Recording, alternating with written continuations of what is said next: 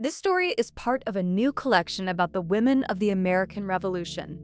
These women were not included in the original book, but their courage, sacrifice, and service to the cause of American independence deserve to be remembered and shared. Elizabeth Burgin risked her life helping American prisoners in British-occupied New York. Elizabeth Burgin enters the historical record not through a portrait, a family chronicle, or a detailed account of her early life, but through letters written in the crisis of the American Revolution. She lived in New York City during the British occupation and had children dependent on her. Almost everything else about her beginnings remains uncertain. That absence is important. Burgin was not a general, politician, or wealthy public figure whose papers were carefully preserved. She was a civilian woman working inside an occupied city where ordinary acts of loyalty could become dangerous. What survives shows that she chose to help American prisoners held by the British and continued until suspicion forced her to abandon her home. Her own words, supported by George Washington and officers who had returned from captivity, reveal a woman whose courage was practical, sustained, and costly. After British forces took New York in 1776, the city became a military headquarters and a vast center of confinement. American captives were crowded into jails, churches, sugar houses, barracks, and prison ships around the harbor. Food, clothing, medicine, clean water, and shelter were often inadequate. Disease and hunger spread through places never designed to hold so many men. Prisoners depended heavily on civilians who could bring necessities, carry messages, contact families, or help arrange exchanges. Women could sometimes move through spaces where military-age men attracted immediate suspicion, but such access did not make the work safe. British authorities understood that relief networks could also become escape networks. A basket of provisions, a visit to a captive, or a conversation at a doorway might look charitable while quietly connecting prisoners to people beyond the guards. Burgin became part of this world of civilian assistance. Washington later told Congress that testimony from several people, especially American officers returned from captivity, described her as tireless in relieving prisoners and helping to facilitate their escape. His language matters because it came from witnesses with direct knowledge of captivity, not from a legend created generations later. Burgin apparently worked through relationships rather than a formal military appointment. She lived opposite John Franklin, another New Yorker associated with aid to prisoners, and knew people who could carry messages across British lines. Such work required judgment, deciding whom to trust, learning when guards were attentive, passing information without leaving an obvious record, and continuing daily life while hiding a dangerous purpose. Her effectiveness depended on appearing ordinary. The clearest account of Burgin's activities appears in the statement she wrote at Elizabethtown, New Jersey, on November 19, 1779. She named George Higday, a Patriot contact in New York, and referred to the removal of American prisoners, including officers who escaped from a guard on Long Island. Burgin wrote that after Higday was arrested and confined in the Provost, his wife told British Major General James Pattison that Higday had carried out 200 American prisoners for Burgin.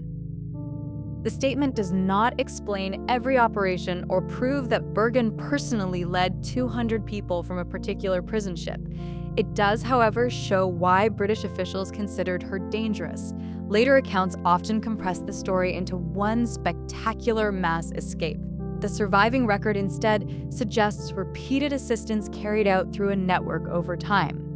On July 17, 1779, Burgin learned that Pattison had sent for her because she was suspected of helping American prisoners escape. Knowing herself to be implicated, she hid in New York for 2 weeks. British guards watched her house for 5 days and allowed no one to enter or leave. She also heard that a reward of £200 had been offered for her capture, an enormous sum that made betrayal a constant threat. Friends helped her reach Long Island, where she remained concealed for another 5 weeks. Every stage of hiding carried risk for the people sheltering her as well as for Burgin. She could not safely return home, communicate openly with her children, or recover her belongings. The woman who had helped prisoners escape was now herself a fugitive inside the occupied region. Burgin finally escaped with William Scudder in a whaleboat. She reported that 2 boats chased them halfway across Long Island Sound before they reached New England. From there, she traveled to Philadelphia, where the Board of War gave her a pass to go to Elizabethtown and try to recover her children from New York. Within several weeks, she succeeded in bringing them out, but she could not retrieve her clothes, furniture, or other property. She was told that her possessions would be sold and the proceeds given to loyalists. Her flight therefore saved her life and reunited her family, but it destroyed the material security she had built. Escape did not end the consequences of resistance. It transformed her from a resident of New York into a displaced mother with almost nothing. In her November appeal, Burgin described herself as desolate, without money, clothing, or friends able to support her through the coming winter. Yet she did not regret what she had done. Helping the prisoners, she wrote, had brought her to want, but she remained committed to the cause. That sentence gives her story unusual immediacy. Many revolutionary women appear in records written by men, their motives summarized by officials, or remembered by descendants. Burgin left her own explanation. She understood the connection between her service and her poverty, and she accepted the moral weight of that choice. Her request for provisions was not an attempt to profit from wartime heroism. It was a plea for survival after the British response to her actions had taken her home, property, and livelihood. George Washington treated Burgin's claims seriously. On December 25, 1779, from headquarters at Morristown, he forwarded her case to Samuel Huntington, President of Congress. Washington emphasized both her work for officers and enlisted men and the danger she had faced.